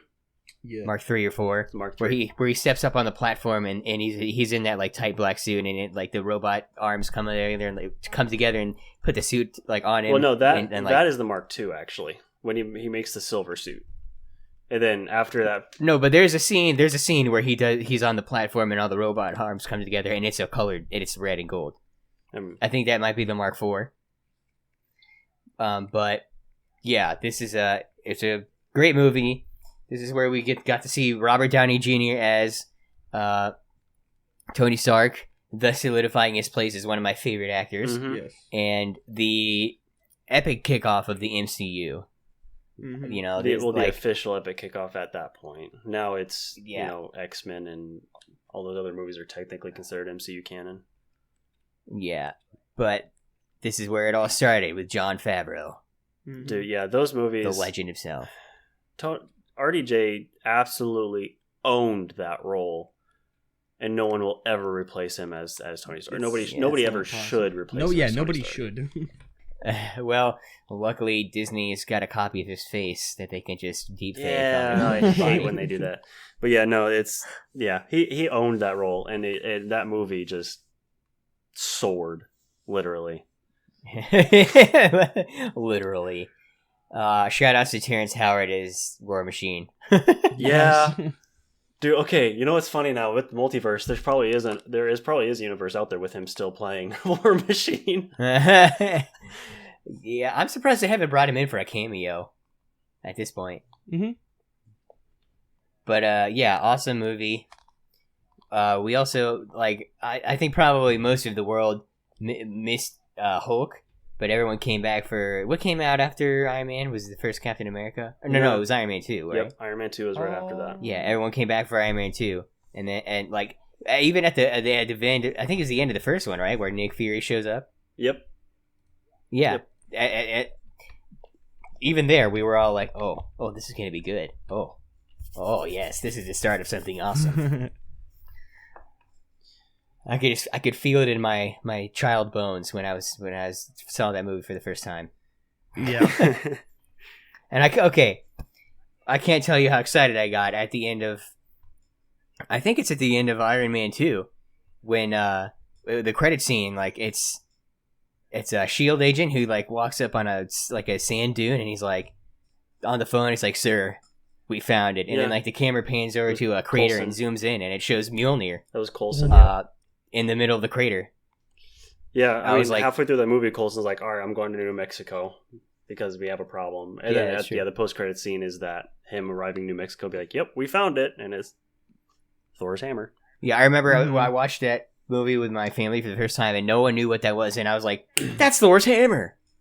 I'm the nerd. I mean, yeah, that was the next movie. So, David, number 3. Number 3. Spider-Man No Way Home. 3. That is an excellent choice. Fair. Excellent choice. as soon as I got out of the movie theater, I was like, this is one of my favorite movies and favorite Spider-Man movies I have seen in so long.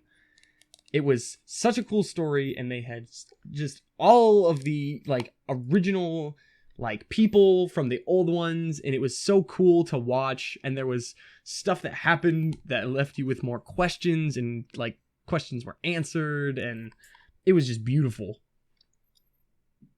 You know yeah, what I mean? that whole movie, so good, and the cameos were beautiful. Very well done. I loved seeing Andrew Garfield back in the theaters. I know. As Spider-Man. He, as much as I love Tobey Maguire for being a classic, and as much as Spider-Man 2 is one of my favorite movies, Andrew Garfield was my favorite Spider-Man for no, actually he still is. I'm not a big Tom Holland fan, but no, yeah, Andrew Garfield was my favorite Spider-Man, and I thought he was criminally underrated. I've heard this before, and I totally agree with it. Andrew Garfield is the best Spider-Man, but Tom Holland is the best Peter Parker. That I will agree with. Tom Holland definitely very well plays that awkward teenager. Mm-hmm. Very well. Toby's got the best suit and the best villains. Yep. Mm-hmm. But though I will say, I feel like No Way Home is like just I feel like a lot of people gloss over how much of a dumb idiot Peter Parker is in this one. Tom Holland's Peter, that is, specifically. I mean, let's think about what happened in the previous Spider-Man movie, right? Jake Gyllenhaal comes in posing as a good guy. He's like, my dude, my brother. We have to team up and defeat these monsters that are attacking the Earth. And he spends the half of the movie building his trust, and then he's like, "Mwahaha, just kidding, I was evil the whole time," betrays Peter, almost kills him, frames him for murder, reveals the secret identity, etc., etc. Pretty much the worst case scenario, except for if, like, Peter died. And then, immediately in this next movie, what's Peter doing? He's trusting bad guys. I know. And not only that, he's taking off the Sorcerer Supreme. He's trusting bad guys who are like pretty. If they're not like, I guess you can't assume everyone's a bad guy, but they look pretty sus, and they've got like super suits or whatever, right? Mm-hmm. It's like they're like instantly every time one of them met Peter, they started attacking him. You're like, I don't think my first instinct would be to immediately trust them with all my heart and soul. No. And surprise, surprise, it backfires on him. Norman's on sabbatical, honey. Betrayal. Conflict. Yeah, you're right. Yeah, that's true. But it is a good movie. It is a very good movie. It is a great movie. Yeah. Number 3, the Christopher Nolan's Dark Knight. Yep. Will always be. I mean, obviously, it's in my top 3, but that's a quintessential Batman. Will always be one of my all-time favorite movies. Nobody, and I hate that they keep trying, but nobody will ever top Heath Ledger's Joker. Rest in peace, man. I know. Absolute legend. Pouring one out. Yeah, no, you can't beat him. Christian Bale, I honestly probably my favorite Batman. And I'm not counting Lego Batman, although if I would... What about, like, animated? No, still my favorite. I'm not... The animated ones are good, don't get me wrong, I love them. But I think Christian Bale, he perfectly portrays that mix of, Batman and Bruce Wayne. I think he gets that right, but his Batman voice is like... Well, I mean, it's... gargling marbles. I mean, have you seen the mask? It's really tied up on its throat. He's like... Where is she? Where is she? Where are they? Don't lie to me. Where are they? No, but yeah, no, the whole movie is just and it gets really dark, but I like that aspect of it. I mean, it's the Dark Knight, but the whole story is just, it's from the beginning to the end is just one solid storyline, and it's hard to replace that as one of my favorites. It's always going to be up there. Mm-hmm. But which one do you think is better? Batman Begins or Dark Knight Rises? Dark Knight Rises, in my opinion. Mm-hmm. And that's purely because of Bane. Oh, Batman, I'm taking over the city. What's it? Gosh, I can't remember the actor. Something Hardy. Tom Hardy. Tom Hardy, who's now Venom. I know, dude. That guy, absolute legend as well. Yeah. What a great actor. My only issue with Dark Knight Rises was that the whole movie, this entire time, setting up Bane to be this big bad, and then like 15 minutes from the end, they're like, "Oh yeah, no, he's not the bad guy. It's this chick," and then Bane's dead. It's like, yeah, like Batman punches one like pipe on his face thing, and he instantly turns into a wuss bag. yeah, no, exactly. And then then Catwoman kills him 2 minutes later, and it's like I understand the twist aspect, and I like the girl being the villain, but it's like, why did you have to kill off Bane like that? Like, he's set up to be this massive mastermind, super brute strength kind of guy, and then 15 minutes before the movie ends, he's like, oh, yeah, he actually kind of sucks, and now he's dead. And it's like, really? That's kind of a letdown. Yeah. He's the man who broke the bat, bro. He's a man that broke the back. With your mom's back. Got him, Deb. That was funny. All right, top 2, baby. Number 2, Star Wars Episode 3, Revenge of the Sith. Yeah.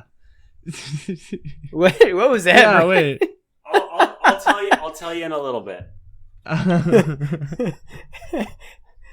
For those listening at home, he like got up from his chair and he did this hand motion with his head. And It was a very bruh. So I had to include a Star Wars movie on this list. Mm-hmm. I'm using this entry to kind of encapsulate the fact that I enjoy all Star Wars except the sequel trilogy, and it's one of my favorite movie series of all time. And I chose Episode 3 because it's one of the best movies of the franchise. You've got this dramatic emotional conflict with Obi-Wan and Anakin. We get to see the creation of Darth Vader and the dawn of the Empire. And shout outs to Ian McDermott's performance as Palpatine. I'm too weak. No, I can't. Power! We watched that. Anyway, it's great. We actually watched that in choir not too long ago because we had nothing to do. I thought you were going to say because you sang Duel of the Fates. That would be amazing. We did sing Duel of the Fates. Okay. For our final forte, one of our two seniors, actually, they arranged it and like wrote it down how it was actually like written, and then me and that's freaking sick. Me and my friends Freddie and Ethan, we actually in the audience had a lightsaber fight and brought it up on the stage. It was awesome. That's beautiful. Did somebody record that? I hope somebody recorded it because I want to see it. I would assume so if it's a high school and everybody has a cell phone. I think it was recorded. Yeah. Well, it was professionally recorded. I know that, but I think they only got the part where we were on the stage. Okay, but is there somewhere I can see this? I might be. I want to see this. I might be able to. You don't have to announce it on the podcast. I won't. But I might be able to send you. I definitely want to see this. Okay, that's freaking sick, dude. That's amazing. But also, this episode comes from my favorite era, I guess you could say, of Star Wars, which is the prequel era. Like that whole,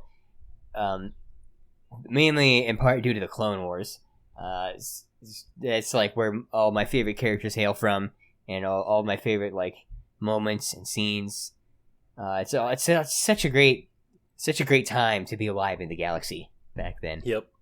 Times were simpler. Yep. Mm-hmm. David. Dang it, Disney. David, what's your number 2? Number 2, Jurassic World.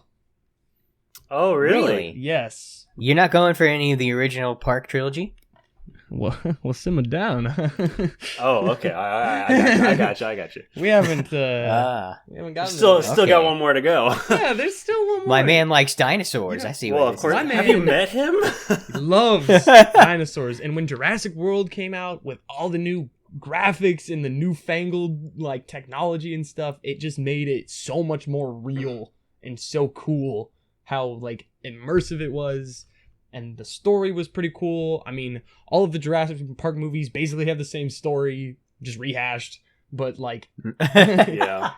the dinosaurs and the people together is what makes it awesome. And it was just so cool to watch in the theater with all the loud sounds and stuff. And it was suspenseful. And What's there your was some opinion on horror in Fallen it. Kingdom? Yeah, I still have yet to see Fallen Kingdom. it's really good. I'm Really? That's been out for a while. I know. I'm gonna watch it and then go watch the new one in theaters. They're making no, they're making one more that's coming out like in a month it's or like two. yeah, I know. I'm gonna watch that in theaters after watching Fallen Kingdom here somewhere. Mm-hmm. I like that movie. My one not my one. It what killed it for me was like as good of a movie as it is, and I absolutely love the actors, Chris Pratt and Bryce Dallas Howard. Bryce Dallas Howard. Absolutely great actors, fantastic in that role. But straight off at the beginning of the movie, when they're introducing you to the park, they're trying to reuse the main theme from the original trilogy, from the original, to reintroduce a new park, and it's like it kills it for me because it's like the reason. And actually, I watched a YouTube video on this, and this is why I'm saying this, because I didn't really. I mean, I always made that connection, but the video I watched, and if I can find it too, I'll send it to you guys. But it like kind of hits home the reason why the new ones aren't as good. Is that when you're first introduced to the park in the original, the song the music that they're using, the main theme, it's the first time you're hearing it, and it's like it's big, it's it's what's the right Grandioso? I can't remember the word. Grandiose. That one. It's cementing in your mind for the very first time what you're actually seeing, and it makes a little twang in your heart, I guess, to like cement it as an epic story. Whoa! And then for them to take that from like, so you already have the memory of that song in that moment of the original, and they're like, hey, let's reuse that to introduce a whole new park. It's like it's kind of not degrading. I can't think of the right word. Disrespecting. Yes, it's like it's disrespecting the song and what it's supposed to mean. And I don't know, it kind of kills it for me because they're like, instead of creating something new, instead of creating a new theme because we're creating a new park, it's, we're going to use the exact same theme and kind of take away a little bit of the meaning for it. And I don't know, it kind of kills it. Just to be clear, we're talking about the one that goes dun dun dun dun dun dun. Yes, that one. Okay, so what if in Jurassic World they'd use the one that was like that would be even worse. Yeah, that one would have been worse because that one's even more iconic. Worse? I think that one's even more iconic. So to use that one would be, I don't know. Like the movie as a whole, I absolutely loved it. The actors fantastic, but yeah, when they're trying to, it's like trying to make a sequel to a movie that they made 10 years ago. Like, I don't know, Finding Dory. That's exactly what they did. I know, exactly. Well, it's more than 10 though. It's like when you have these awesome movies and then years later they can't come up with any original ideas. Like, hey, let's remake an old one with new people and a slightly new storyline and just reuse all the old stuff. And it's like, okay, you're taking away the value of the old one. Yeah. Did I ever tell you guys I actually like went there? Really? Yeah, okay, well, like, I mean, obviously it's not a whole actual park, right. But if you go to Oahu, Hawaii, there is a place called Kualoa Ranch. And this is like, when you hear, so that was filmed in Hawaii, 9% of the time it's going to be on Kualoa Ranch, because it's like jungle and some ranches, obviously. And there's like, they have zip lines too, and like, they also have a bay where they can do like stuff on beaches. For example, a lot of like Lost, the ABC series Lost. Yep. It was filmed there. Like there's a dock they have where they did the submarine scenes, and a lot of like when they're like walking through the jungle, it's on Kualoa Ranch in the middle of the jungle, obviously. And I took this tour where you get on the back of this giant ATV vehicle, and as you're driving down the path, the like tour guide, he's like, all right, now I have something awesome to show you guys. Welcome to Jurassic Park. And he like plays the soundtrack on the like loudspeaker, and then he like drives around this corner, and you see the gate it's actually from Jurassic World now, but I think it used to be the one for Park, and it's the Indominus gate from Jurassic World and see if you got the scratch marks on the side of it. And while you don't drive through it, he does stop, and you can walk up to it and you can walk through it. That's really cool. It's really cool. That's awesome. Yeah. All right, so I got my number 2, Lord of the Rings trilogy. As David already mentioned, this one is obviously a lot higher up on my list, because Lord of the Rings has always and probably will always continue to play a huge role in my life. Not just the movies themselves, but the history involved with it. Tolkien himself, amazing man, and his correspondence with him and C.S. Lewis as well. Just those two people are just absolutely amazing. Mm-hmm. But the amount of times I have watched Lord of the Rings, the memories I have, we watched it every year at Christmas time. So every year, oh, that's interesting. Every year. It was actually New Year's. Christmas time we'd watch all the Star Wars movies. Oh yeah, and then New Year's we'd watch all the Lord of the Rings movies. And so I have watched them every year since they came out, and they. How old were you when they came out? Oh gosh, I can't remember the year. What year did they? 2000. It was 2000. I want to say 4, 5. Yeah, that's what I'm thinking. I can't remember. No, it was 2002, 2003, 2004. Yeah, 2001 to 2003, according to Wikipedia. Oh, my bad. I was 1 year off. Yeah. So that was 2001 was a rough year. It really was. Yeah, no. So I've watched them every year since they came out, and the soundtracks in and of itself would be enough for me to put this high up on my list, because they absolutely beautiful. Even not knowing, even if you didn't know the story, just hearing the music, and I know this from making people that have never seen the movies listen to the soundtracks, and they're like, dude, this is some of the prettiest music I've ever heard. And I was like, hey, yeah, I know. This is why this is part of the reason why I love these movies so much. It's beautiful. But as I was trying to explain to somebody, because like David said, the first time he watched it, I was actually at his house watching it, and he just happened to join us for the last half hour. And even just watching those 30 minutes, he's bawling his eyes out. I'm bawling my eyes out, which is weird because I don't cry at movies except for Lord of the Rings and Passion of the Christ for some reason. I don't. Well, it's because they're freaking moving. Well, I know they are, but I was trying to explain to somebody why I get so emotional over this, and I kind of narrowed it down to it's the camaraderie ship and the brotherhood that the Fellowship shares. Yes. And because, as men, we like to have those other types of men that we can, I don't want to say go on a quest with, but I mean, you could say that. I want to go on a crusade. Every man... We're going on a journey. Every man wants that kind of companionship with other men. And the Fellowship has that. And then especially that last half hour where they're all starting to go their own separate ways and split up, accompanied by that beautiful soundtrack, the beautiful music, symbolizing how they've come full circle. And again, I actually do have a video I want you guys to watch on the music of this and how it perfectly tells a story. But just where everybody's starting to separate, and then you get to Frodo and Sam, the two main characters of the movies and the books, and Frodo, it's time for Frodo to leave.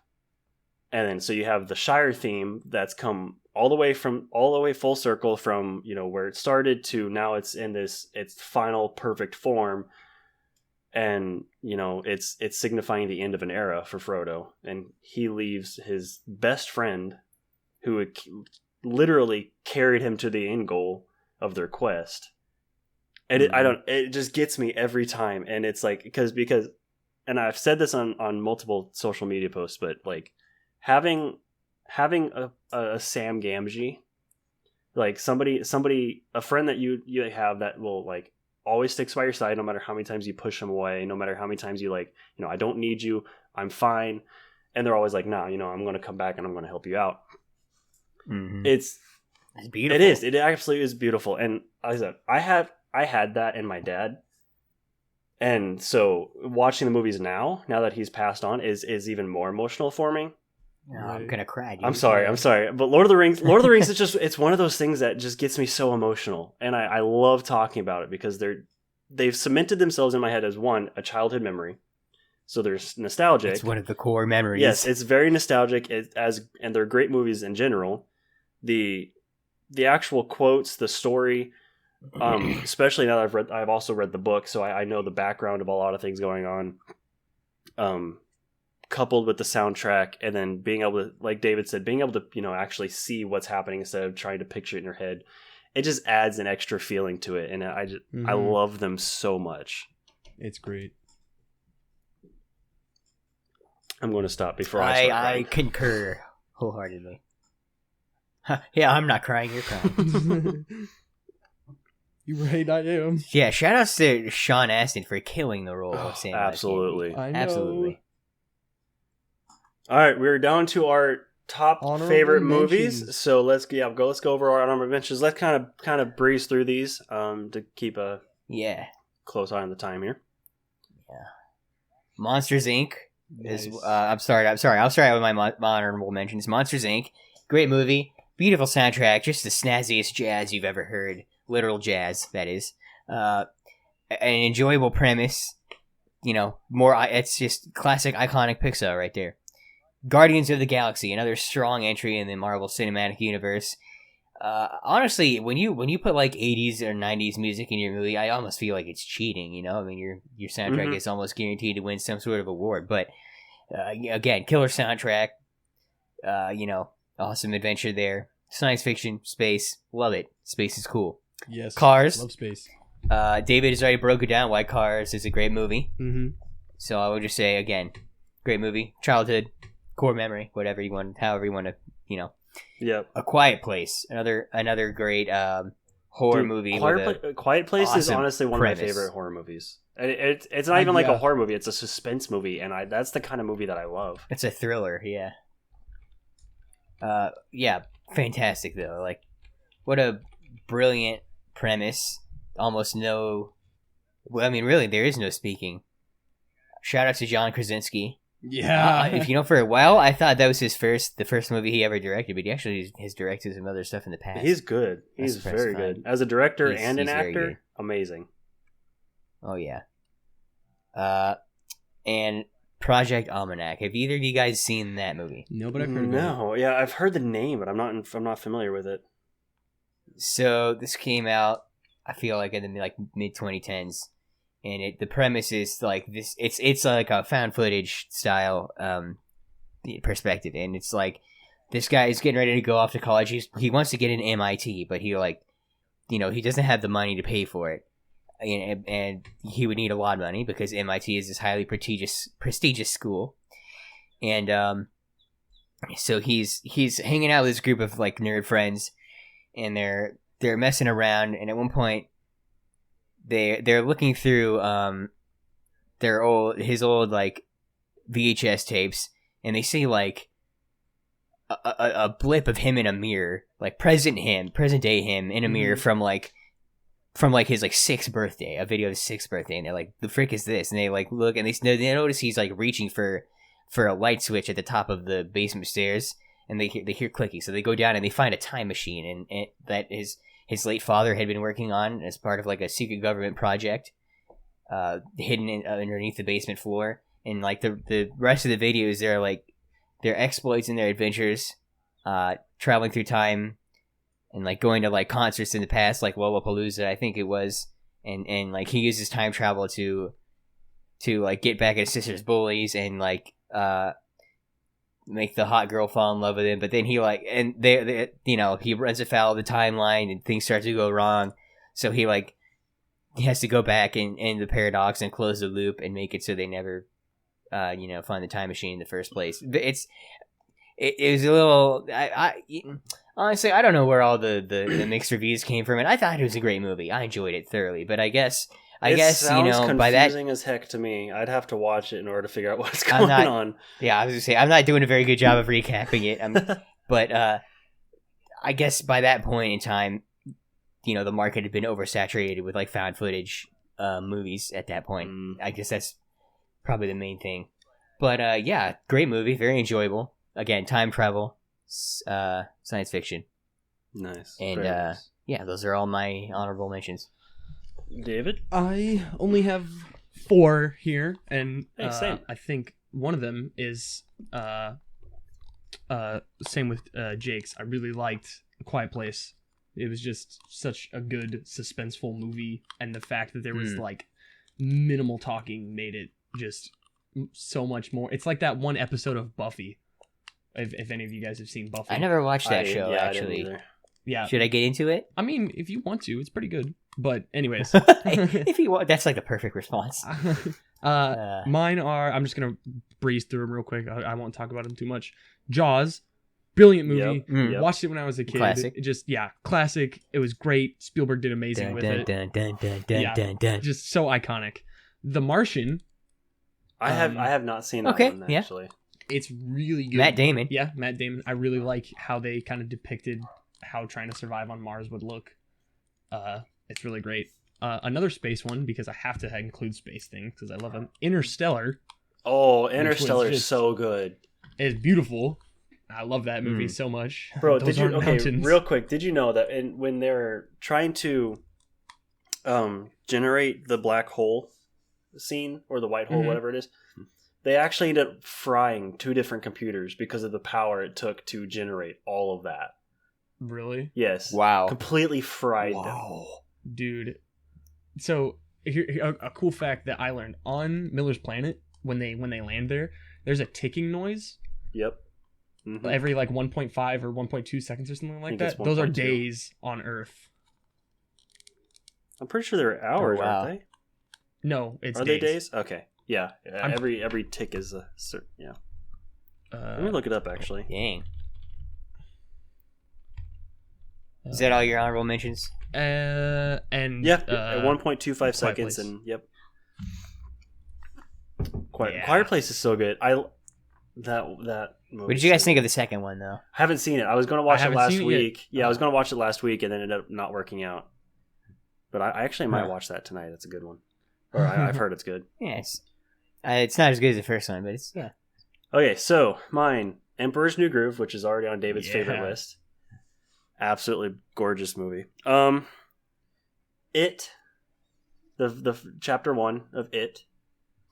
Okay. I'm not. Have you seen the original one with Tim Curry? I have, but it's been a long time. I know that one is honestly is probably better, but I like the newer one as well.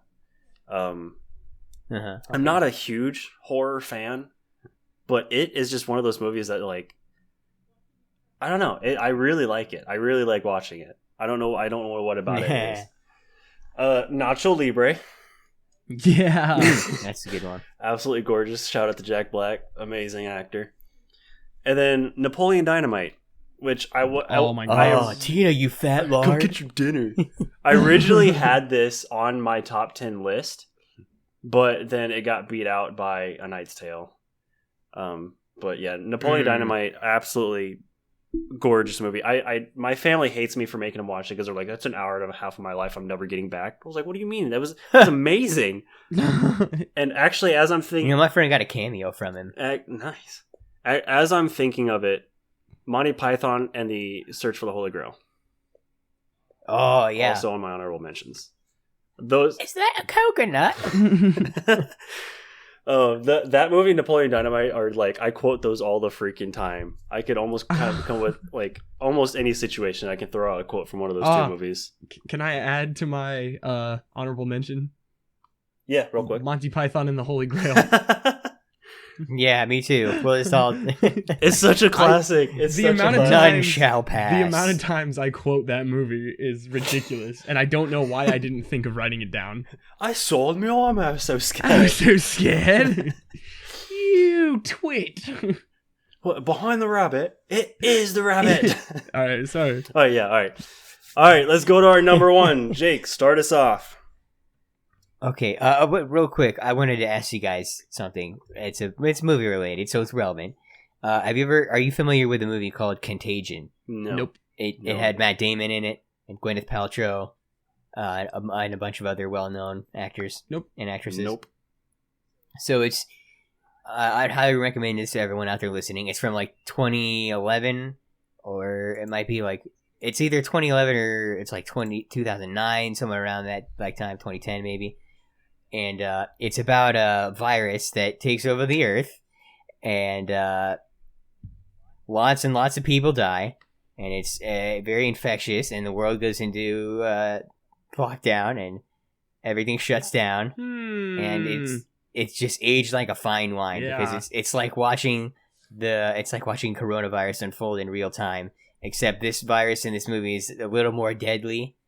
Not to downplay COVID-19, obviously, but like many more people die in this movie than have died in real life. In the when you measure at the same time, right, for as long as they've been on the earth.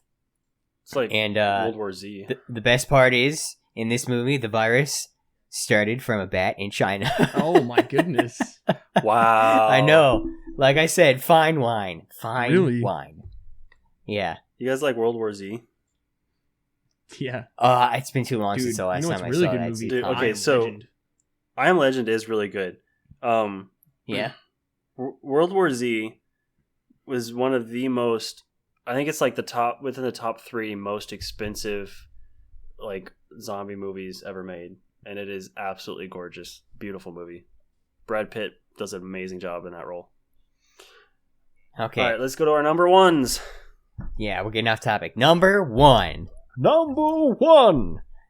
Back to the Future. Yeah. Now this movie, classic 80s movie, and it, like, in my opinion, kind of redefined the science fiction genre, a little, at least the time travel element anyway, and the way we think about it. Like, first of all, let's just talk about how great Michael J. Fox and Christopher Lloyd's performances are before I get into that. Great actors, great characters, and then you've got the soundtrack obviously as well. Everything about the movie is great. Then we get into the time travel. You know, you've got like Marty trying his best to not screw up the timeline, but he does anyway. Mm-hmm. And then he comes back and everything's different. And then I've always loved what they did, even though the second one's not on my list. But the way in Back to the Future 2, when they go back to 1985 and they like play around and they put it back in the events of the first movie, you see him like avoiding Marty McFly number 1. Oh, it's incredible! It's so great. It's like in oh shoot, why can't I think of? Do you know when like Hulk sees old Hulk and he's like, Oh yeah. Oh yeah. Yeah. Jeez. Honestly, I'm gonna have to Yeah. disagree with you on that one. I've never been a Back to the Future fan. Dude, are you Like, kidding I me? like time travel movies, I do, but Back to the Future is I don't know what it is. I can't get. It's the quintessential time I travel just movie, can't dude. get into it. I don't know. Dang, man. I know. It's unfortunate because it's such a iconic classic movie, but I don't like them. It really is. All right, David. It's funny though, because oh, sorry, no, go ahead. why is it funny, Jake? Yeah. well, it's like I absolutely love this movie and it's like my favorite. But as a kid, I like before I'd even watch it, I was like, this doesn't seem like a good movie because like I remember I was on like a road trip with my scout troop and we were like going to a museum that was like many hours away, and at this point I had not ever seen the movie, but like, you know, my dad had been I know my dad has watched it a lot, and like I would hear it on the background sometimes, and on this particular trip my sister was also with us, and she was watching it on a portable DVD player, you know, kind of like sit on your lap. It's like a tiny laptop, but it only plays DVDs. Yep. And I remember like Dad and Grace were like, "Hey Jake, you know," I don't know why, but they asked me in the middle of the movie. They're like, "Hey, you want to watch this movie?" And I like look at the screen, and it's the scene where Marty, like, Biff and Co. are literally trying to commit Grand Theft Auto murder, or what is that? Vehicular manslaughter, and kill Marty, and he like dodges them, and they slide into the manure truck, and all the manure goes all over them. I'm like, what? I was like, what is that? Poop? Is that poop? And they're like, yeah, it's poop. And I'm like, that's a lot of poop. Why would anyone watch a movie with so much poo-poo in it? And for the longest time, I was like, I don't want to watch the poo-poo movie. And then like one day, I was like, all right, I've heard a lot about this Back to the Future. Let's sit down and watch it. And it was one of the greatest experiences in my life, man. And then I was like, there's a trilogy? Frick yeah, let's pop in the other two, baby. Shout outs to the Poo Poo movie. David, what's your All right. number one? My number one is Jurassic Park. Yeah. Forever. We talked about it earlier. The epic music when you go to the park for the first time, the way it opens, just all of the music that goes into it, and the suspense, and the fact that it wasn't even like CGI. Like there was some CGI sometimes, but like the T-Rex for the most part was a real thing. And like just the way it was delivered and how many times I've watched it has been such a huge part in my life, and I love that Dude, movie. it's so good. It's so good. It's always going to have a special place in my heart. Dinosaurs. Dinosaurs are DNA. they're pretty freaking cool. Bingo. Dino DNA. From your blood. You spent so much We're time. playing You God. spent so much time wondering whether you could or not. You didn't decide. You didn't. We think killed about a whether man you 6 should. years ago in Nebraska because we wanted to be like God. Oh, yeah, that's a good movie. Yeah. It's a really good movie. Yeah, that's my number one. Shout out to Jeff Goldblum. Unfortunately, Life, Jake had finds a my way. number one movie earlier on his, and that is Episode 3, Revenge of the Sith. Star Wars Let's go, Episode 3. baby. Yeah. Favorite movie ever. For lots of reasons. I tried to keep quiet about it earlier just because of this, but no, it's Fair. just the whole being able to see. So obviously, I wasn't alive when the original trilogy came out, but that I did watch the original trilogy before I watched the prequels, and I loved them. That's why Empire Strikes Back was one of my favorite movies for the longest time. And then I grew up to actually understand what was going on in the prequels and how to appreciate them more, and seeing the origin story of Anakin Skywalker and Darth Vader, and then see it culminated in Revenge of the Sith, of like his final turn to the dark side, and just the way he loses everything, and then blames the Jedi Order, which to be fair is technically true. The Jedi kind of screwed him over, but I mean, just seeing all that coupled with, again, John Williams' beautiful music, it's heart-wrenching. The whole the Obi-Wan and Anakin fight scene is just so gut-wrenching. I know. Especially because they were like brothers. And so for Obi-Wan to have to be able to do that is just, it tears me up every single time. But it's cinematography, beautiful, fight scenes are epic. Actually, to this day, as far as I'm aware, is still that whole fight scene is still the longest sword fight scene in movie history. Longest continuous fight scene in movie history. And it also made for a great level in the Lego game. it really did. It really, really did. But the Lego game is weird because it's like, hey, we're going to try to kill each other, but first let's work together to get through this. Yeah. But no, the whole movie is just absolutely gorgeous, and I loved it. Will always be my favorite movie. I agree. Fantastic, man. So I guess that wraps up this month's episode. That is our top 10 movies. Thank you, everybody, once again for joining us. If you heard some names on our list that you haven't seen yet, go ahead and watch them. They're our top 10 favorites for a reason. Go watch some of them if you haven't already. Even if our opinions don't particularly matter to you, they're still good movies. and ask anybody around. I mean, a lot of these movies are widely regarded as really, really good movies. So I mean, they're up there for a reason. Mm-hmm. Give them a shot. Yeah. But thank you guys for joining us again this month. We cannot wait for next month. If you haven't already, and I was going to put this in the outro, but if you haven't already, go check out the YouTube channel. We do have one video up there with another one currently in the works of getting started on. So keep an eye out for that. But yeah. Yeah. Bye-bye. Bye-bye. Later, man. Thank you guys once again for joining us on this month's episode of the Time Capsule Podcast. Our intro music, as always, is Rareness of Existence by Ader Da Silva, and our outro music is called Chill Hot Main by Zakar Valaha.